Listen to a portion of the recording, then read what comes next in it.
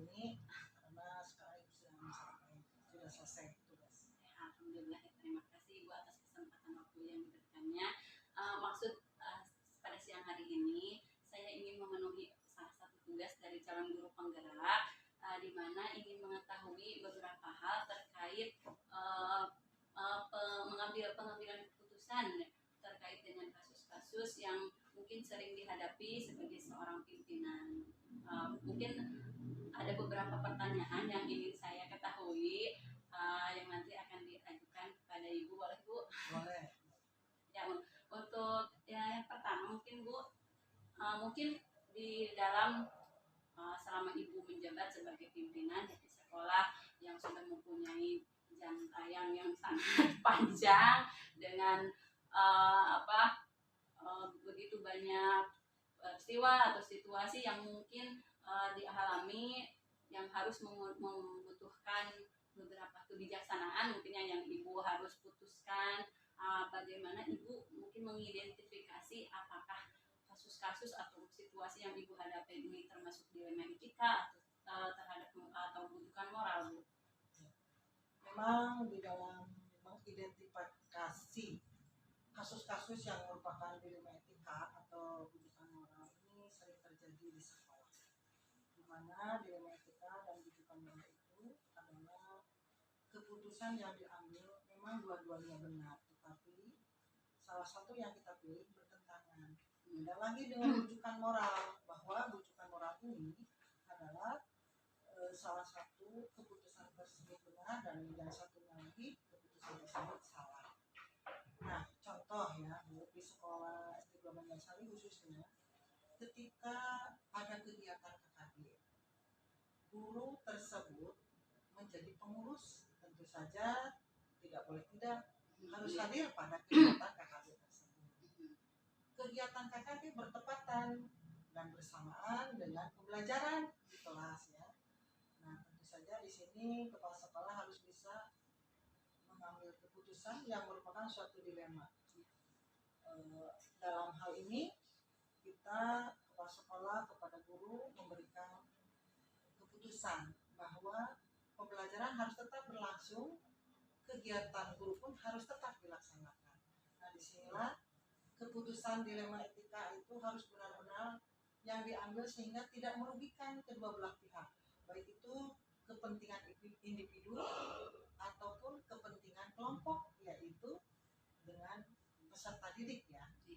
Nah, dalam hal ini kegiatan KKB sangat penting bagi guru untuk mengembangkan kompetensinya.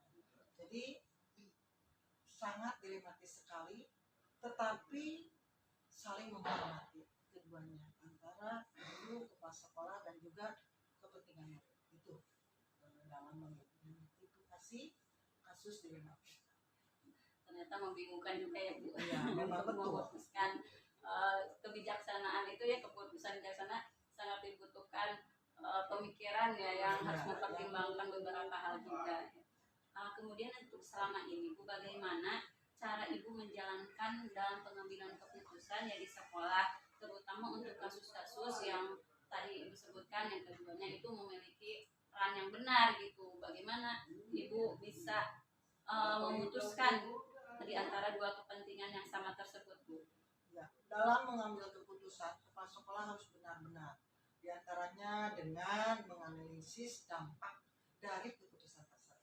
Kemudian juga harus percaya pada insting sendiri, percaya diri, juga berbicara dengan guru tersebut sehingga keputusan tersebut sudah dijelaskan tadi juga tidak merugikan kedua belah pihak. Kemudian mengacu pada aturan yang berlaku di dalam mengambil keputusan tersebut.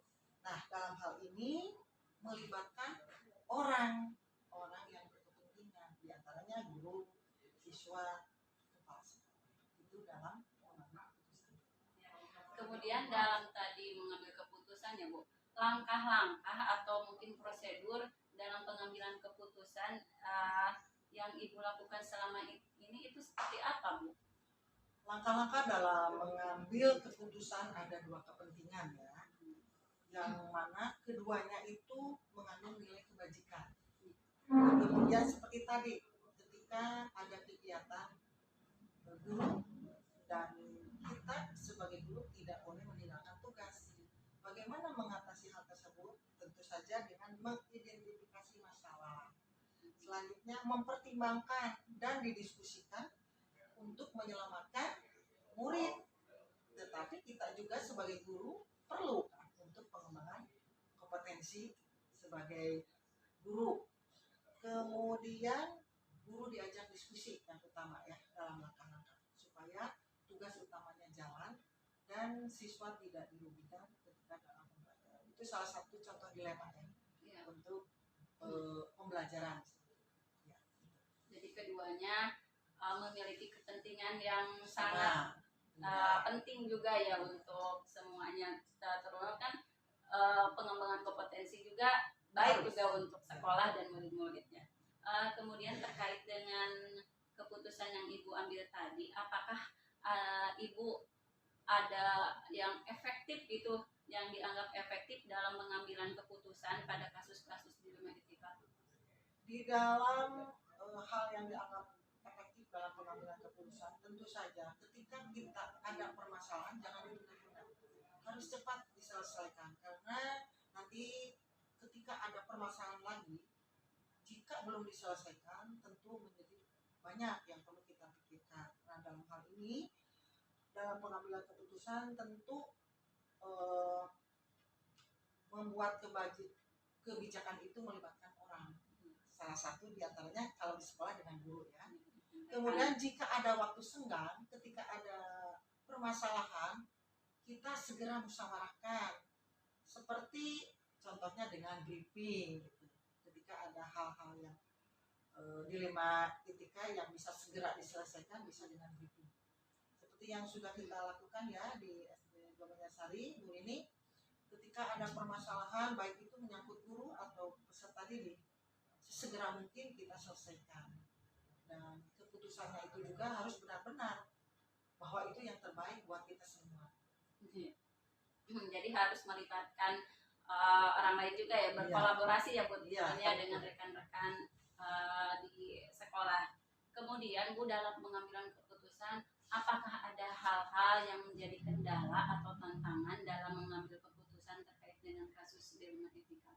Tentu saja di dalam mengambil keputusan ada tantangannya. Di antaranya kita sudah musyawarah ya, sudah tercapai keputusan, tetapi ada yang pro dan kontra. Jadi istilahnya keputusan itu memang sangat sulit untuk semuanya bisa memahami bahwa keputusan itu adalah benar. Kemudian ketika mengambil keputusan kita itu harus konsisten, dilakukan secara berkesinambungan dengan dibantu rekan, terutama yang memerlukan data. Kita tentu perlu adanya masukan dari rekan. Ya, jadi ibu juga sebagai kepala sekolah dengan guru, rekan kerja yang betul-betul berkolaborasi dalam pekerjaan, apalagi dalam mengambil keputusan. Jadi diperlukan waktu yang berkesinambungan jika ada dilema etika yang benar-benar tidak bisa segera itu diputuskan. Kemudian tantangannya kalau menyangkut nama baik sekolah, dilema etika menyangkut nama baik sekolah itu sangat berat sekali dalam mengambil keputusan. Jadi itu merupakan suatu tantangan. Apalagi jika yang bermasalah itu adalah orang dekat. Orang dekat itu bagaimana? Untuk di Banyarsari kan semuanya orang dekat ya, guru-guru. Kita sebagai suatu keluarga tidak ada istilah yang bahwa itu adalah orang lain, tapi kita merupakan suatu keluarga ya di dua Banyarsari ini ya. Kemudian keputusan bersama, nah tantangannya lagi dilanggar oleh kita sendiri. Contoh, ketika kita kesepakatan bahwa di SD 2 Banyarsari masuk sekolah itu pukul 7 ya, 7 tepat, kita sudah masuk kan bel, ternyata dilanggar oleh kita sendiri. Apa yang dilanggarnya? Datanya telat. Itulah merupakan suatu tantangan. Jadi kita membuat aturan di sekolah ya, itu adalah keputusan bersama, bukan keputusan kepala sekolah. Gitu. Yang ibu rasakan pada saat ini. Kemudian dalam pengambilan keputusan, apakah ada jadwal tertentu atau jadwal yang mungkin harus atau bisa dipertimbangkan dalam pengambilan sebuah keputusan. Kemudian seperti apa jalan yang Ibu ambil di dalam pengambilan keputusan tersebut, Bu? Untuk jadwal dalam pengambil keputusan memang tidak ada jadwal khusus ya. Iya. Jadi kita itu situasional, tergantung dari permasalahan tersebut. Jika permasalahan itu sangat urgent, penting sekali, kita selesaikan saat itu juga. Apalagi menyangkut kepentingan peserta didik. Dilema etika ketika kita sedang dalam pembelajaran ya, ada permasalahan dengan siswa. Kita jangan dibiarkan, tapi harus segera diatasi bersama-sama tentu saja dengan guru dan kepala sekolah. Nah, kalau ada hal yang istilahnya sangat lebih lah Luasa waktunya. dilema etika itu sangat memerlukan orang banyak, tentu saja kita harus membuat jadwal tertentu karena menyangkut orang itu apakah ada waktu atau tidak. Seperti kalau dengan guru mungkin bisa ya secara langsung, tapi kalau menyangkut bahwa permasalahan itu dengan orang tua siswa atau dengan paguyuban, dengan komite, nah itu pasti perlu kumpulan dulu atau rapat ya, ada jadwal tertentu ya. Tapi untuk saat ini mungkin di Dua Banjarsari segala sesuatunya selalu koordinasi, baik itu dengan guru atau dengan paguyuban dan dengan komite ya masyarakat. Ya. Jadi tidak ada jadwal khusus, tergantung pada situasi dan kasus yang dihadapi. Iya, betul. Kemudian apakah ada seseorang atau faktor-faktor yang selama ini mempermudah untuk membantu dalam pengambilan keputusan terkait dengan kasus-kasus dilema etika? Kalau untuk faktor-faktor yang mempermudah dalam mengambil keputusan, tentu saja di sini kepala sekolah tadi juga sudah dikatakan bahwa pengambilan keputusan itu tentu ada bantuan dari rekan guru. Itu yang sangat penting. Jadi jelas, bukan hanya satu orang, tapi rekan guru. Di sekolah kita kan banyak ya. Semua terlibat. Ya, semua terlibat, semua mempunyai peranan yang penting. Baik Bu Rini ya, Bu kelas 5, Bu Evi, semuanya itu memberikan kontribusi dalam pengambilan keputusan, khususnya yang dirasakan oleh pertimbangan. Ya. Seperti tadi kita melaksanakan PMO kan, kita ada permasalahan di dalam hal perundungan, kita mencari solusi yang terbaik untuk murid kita, untuk kita sendiri, apalagi untuk nama baik sekolah.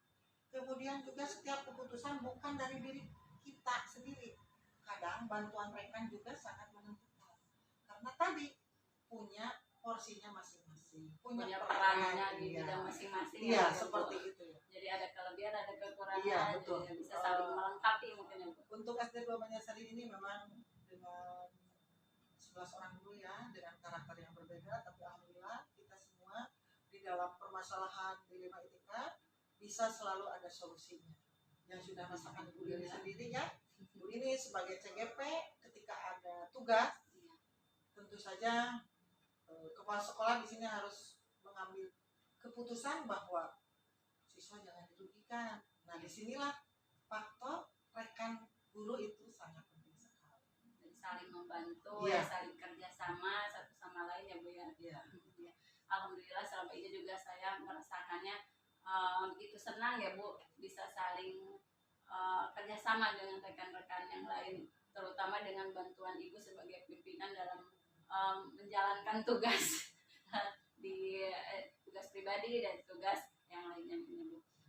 Mungkin satu lagi Bu, terkait dengan semua apa yang dialami Ibu tentang pengalaman dalam pengambilan keputusan dilema etika, mungkin ada hal-hal yang bisa dipetik Bu dari pengambilan keputusan tersebut, pembelajaran apa dari pengalaman yang Ibu ambil mungkin selama ini Bu?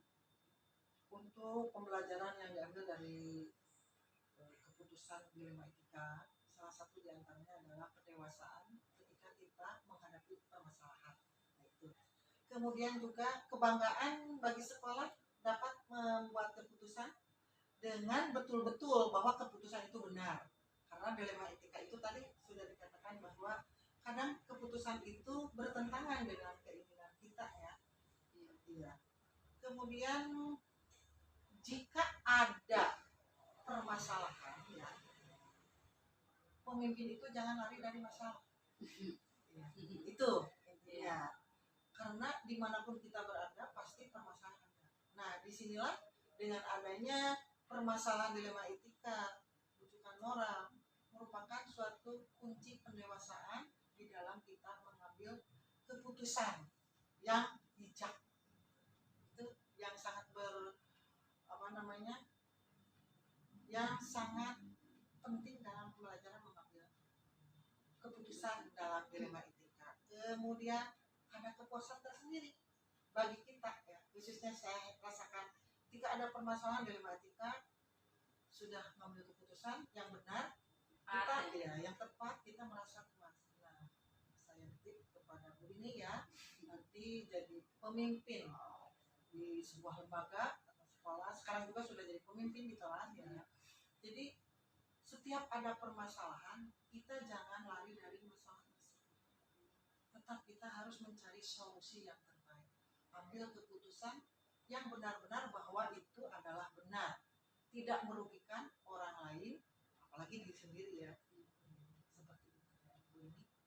Semoga bermanfaat apa yang diberikan, istilahnya pengalaman-pengalaman yang Ibu tadi ceritakan ke depannya, karena CGP adalah awal sebagai calon pemimpin, ya. Pembelajaran ini memang sangat istilahnya penting, sangat penting sekali, khususnya bagi CGP. Ini sebenarnya yang paling penting, menggali pengalaman dari orang yang sudah menjadi kepala sekolah. Ya, terima kasih Bu. Mudah-mudahan ya saya yang masih sangat jauh ya untuk menjadi seperti Ibu, ya, mudah-mudahan nanti ke depannya dengan pembelajaran yang saat ini sedang dipelajari, dengan materi-materi dari guru penggerak, kemudian dari pengalaman yang Ibu barusan dikasih tahu ya, dialami, kemudian saya bisa memetik hikmahnya, bisa mengalami, mengambil pelajaran ya dari yang pengalaman yang begitu banyak Ibu lakukan yang terkait dengan kasus-kasus atau dalam pengambilan keputusan bagaimana menjadi seorang pemimpin yang bijaksana. Mudah-mudahan bisa menjadi contoh, ya, bisa menjadi tauladan khususnya bagi saya sendiri, ya Ibu. Mohon maaf bila selama ini karena mungkin pastinya sedang tahap pembelajaran, yang mohon bimbingannya juga, mohon arahannya juga dari Ibu yang sudah begitu banyak alang melintang itu dalam dunia pendidikan. Mudah-mudahan saya juga bisa menjadi orang yang bijaksana ya sebagai seorang pimpinan. Insya Allah Bu Rini, apapun yang kita pelajari, ketika kita bisa mengimplementasikan, bisa.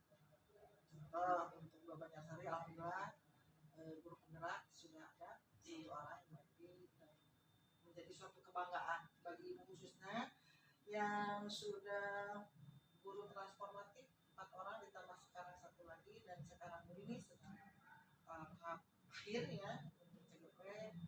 Mudah diberi pelajaran, segala sesuatunya bisa dilaksanakan dengan baik dan lancar.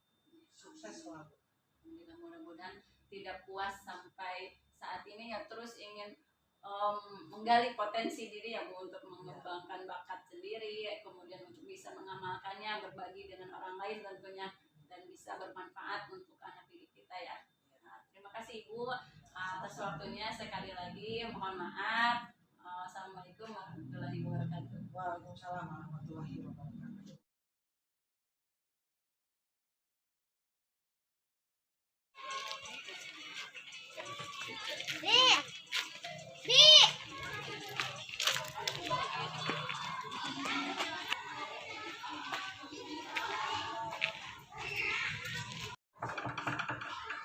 Assalamualaikum.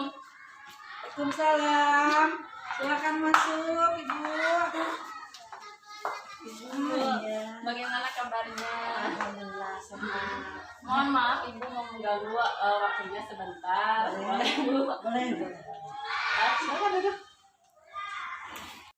Mohon maaf Ibu, perkenalkan dulu mungkin nama saya Rini Sri Mulyani dari SD Banjarsari. Saya merupakan calon guru penggerak angkatan 9 untuk tahun ini. Dan kebetulan saya sedang memenuhi salah satu tugas dari CGT, yaitu ingin mengetahui beberapa hal terkait dengan kebijaksanaan atau keputusan seorang pemimpin. Dan salah satunya mungkin saya ingin mengetahui bagaimana cara Ibu dalam melaksanakan kepemimpinan Ibu, terutama dalam menghadapi kasus-kasus yang mungkin selama ini Ibu hadapi ya. Ya, sekali lagi mohon maaf Ibu, mungkin saya mengganggu waktu luang Ibu ya. Ingin mengetahui beberapa hal yang tadi saya sampaikan. Mungkin selama Ibu menjadi seorang pemimpin yang di sekolah ini, ada beberapa hal atau kasus yang sering Ibu hadapi, mungkin itu termasuk ke dalam dunia etika atau rujukan AI. Nah, yang ingin saya ketahui selama ini bagaimana Ibu mengidentifikasi kasus-kasus yang mungkin yang Ibu hadapi atau terjadi, apakah itu termasuk dunia etika atau rujukan moral, bagaimana? Ya, bagaimana Bu? Ya, baiklah Ibu, terima kasih atas kesempatannya dan Ibu bisa hadir ke sekolah yang saya pimpin. Alhamdulillah, kasus-kasus yang ada di sekolah, semua sekolah mungkin sama ya Bu, sama banyak kasus baik pada siswa maupun pada guru. Identifikasi kasus yang saya kelola di sekolah ini, yang pertama mungkin melihat penyebab dari kasus itu sendiri. Setelah itu saya analisa kasus tersebut dan lalu dilakukan tindak lanjut. Adapun tindak lanjut tidak langsung saya lanjut, bisa melalui teman sejawat. Setelah itu kalau tidak bisa, baru saya bisa ajak diskusi guru tersebut. Itu lalu Ibu bagaimana dalam menjalankan keputusan ya, dalam pengambilan keputusan di sekolah, terutama untuk kasus-kasus di mana Ibu dihadapkan terhadap proses bimbingan yang mungkin semuanya benar, namun memiliki apa yang harus lebih dulu diutamakan, mungkin seperti itu. Bagaimana Ibu menyikapi terhadap dilema seperti itu, Bu? baik, ya memang jadi problem juga ya masalah ini. Akan tetapi mungkin saya harus mengambil suatu keputusan. Yang pertama mungkin saya memilih kepentingan umum.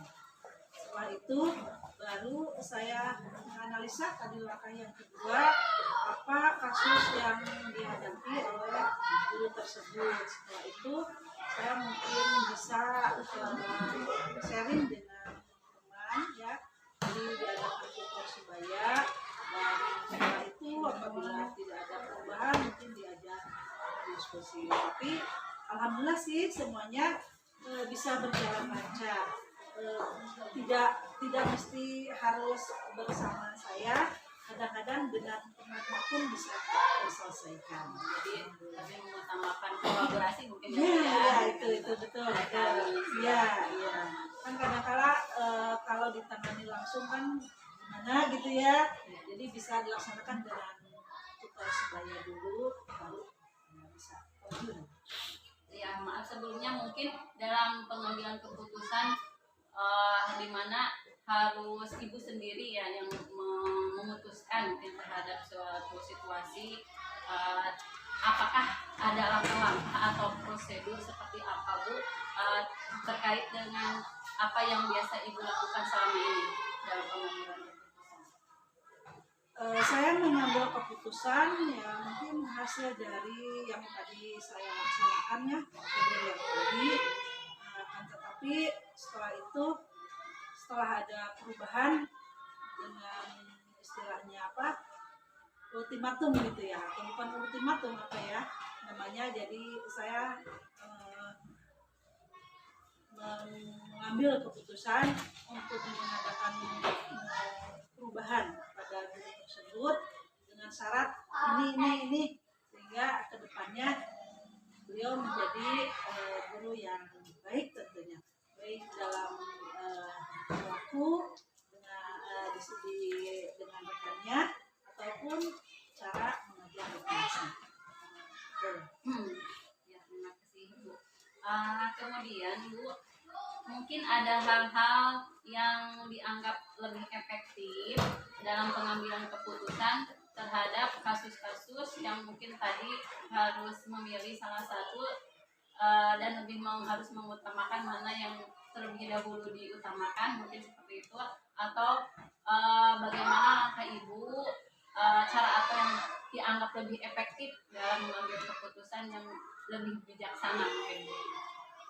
Yang pertama mungkin saya tetap mengutamakan kepentingan umum ya, artinya saya mengutamakan kepentingan untuk anak ya. Jadi kebetulan di sini kekurangan guru ya, tapi banyak hal ya, anak ya namanya juga sedang belajar ya, jadi perlu bimbingan. Tapi dengan berjalannya waktu ya alhamdulillah keputusan yang saya ambil tidak mengecewakan.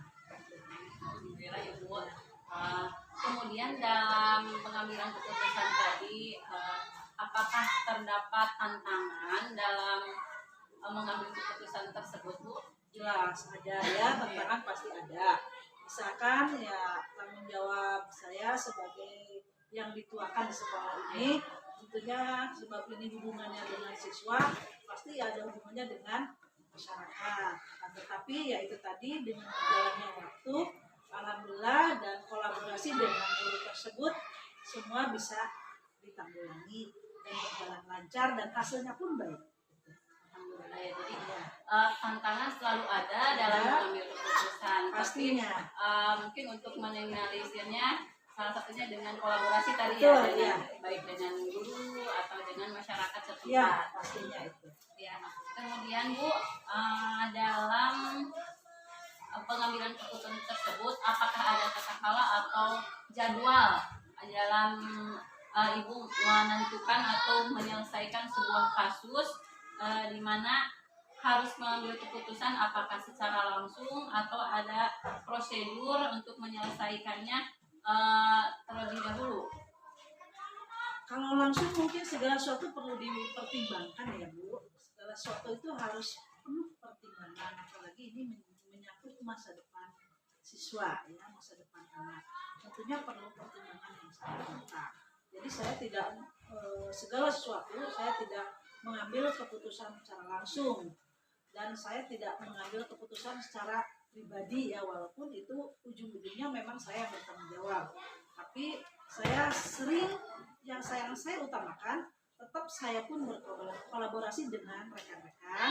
Jadi bagaimana ini, apakah ada perkembangan atau tidak, dan setelah itu saya analisa mungkin ada beberapa waktu sehingga saya sampai menjatuhkan keputusan tersebut. Apabila dinilai ada perubahan ke arah yang baik, mungkin saya menjatuhkan keputusan yang baik untuk guru tersebut. Kalau belum tidak, ya mungkin saya harus berulang kembali untuk mengambil keputusan tersebut. Mungkin waktunya mungkin ada 1 bulan. Kalau misalkan dirasa saya belum cukup untuk melanjutkan, mungkin ditambah. Tapi yang saya utamakan tetap saya kolaborasi dengan rekan-rekan. Jadi mungkin tergantung kasusnya juga ya Bu, Betul, apakah betul. ke situasinya membutuhkan langsung keputusan Ya, atau bisa dipertimbangkan untuk betul. jangka waktu yang panjang. Ya, Jadi betul harus sekali. mempertimbangkan bukan hanya waktu saat ini, tetapi juga harus mempertimbangkan jangka waktu bagaimana kedepannya mungkin Betul, seperti betul itu, sekali, apakah betul. kedepannya tepat atau Ya, tidak ya. betul sekali. Mohon maaf Bu, untuk faktor-faktor apakah ada yang mempermudah atau membantu dalam pengambilan keputusan yang Ibu ambil tadi? Apakah ada seseorang atau hal apa yang mungkin lebih membantu dalam mempertimbangkan keputusan? Mungkin kalau mengenai ini guru ya, dilihatnya dari guru. Mungkin kan banyak faktor ya. Kita manusia biasa, manusia yang makhluk yang tidak sempurna ya. Jadi tetap kita ada kekurangan dan ada kelebihan. Nah, saya melihat dari unsur guru tersebut, mungkin kita pertimbangkan apakah banyak lebihnya atau banyak kurangnya gitu.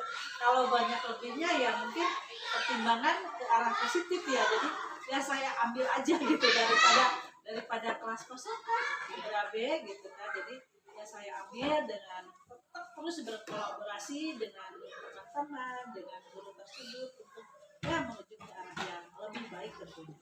Itu mungkin. Ya, satu lagi Bu. Boleh, boleh. Mohon maaf, ini satu lagi eh, terkait dengan semua hal yang telah disampaikan Ibu tadi, mungkin ada pembelajaran khusus dalam pengambilan keputusan yang bisa Ibu ambil atau yang Ibu petik ya dari pengambilan keputusan terkait dengan dilema etika tersebut. Maksudnya gimana ya Bu? Tadi kan Ibu sudah menyampaikan beberapa hal, baik itu tentang tantangannya atau mungkin cara pengambilannya, prosedurnya, waktunya, kemudian tadi ada hal-hal atau faktor yang bisa membantu dalam pengambilan keputusannya. Dan apakah dari pengambilan keputusan dilema etika tersebut ada hal-hal yang bisa dipetik untuk atau dampak positif atau negatifnya atau terkait dengan kebijaksanaan yang Ibu ambil seperti itu? Dampak positif dan negatif gitu ya. Pembelajaran mungkin terkait dengan pembelajaran yang bisa diambil dari pengambilan keputusan yang Ibu lakukan terkait dengan kasus atau dilema etika. Jadi mungkin pembelajarannya begini ya, bahwa kita itu toleransi ya, toleransi sehingga setiap keputusan itu harus dipertimbangkan. Jadi apapun yang bisa diambil mungkin semua ada risiko ya, ada positif dan negatif. Jadi apabila penuh pertimbangan ya, ya banyak sekali pembelajaran yang bisa diambil dari pertimbangan. Ya, terima kasih Bu. Mungkin cukup pertanyaan dari saya. Apa yang saya ingin tanyakan sangat membantu untuk saya. Bagaimana juga saya dalam mengambil keputusan dan belajar. Tentunya masih banyak pembelajaran yang harus saya contoh, terutama dari Ibu yang mempunyai jam tayang lebih lama. Ibu, mohon maaf sekali lagi atas waktu yang Ibu luangkan. Terima kasih banyak Ibu atas waktunya. Sekian mungkin dari saya. Wassalamualaikum warahmatullahi wabarakatuh. Ya, sama-sama Ibu, terima kasih juga atas kehadiran Ibu ke sini. Saya merasa bangga kedatangan seorang calon guru penggerak di sekolah kami, dan mudah-mudahan itu pun menjadi pelajaran bagi saya pribadi tentunya, juga mungkin dari apa yang tadi ditanyakan kepada saya, mudah-mudahan ya sangat bermanfaat. Itu mungkin Ibu, sama-sama. Waalaikumsalam warahmatullahi wabarakatuh.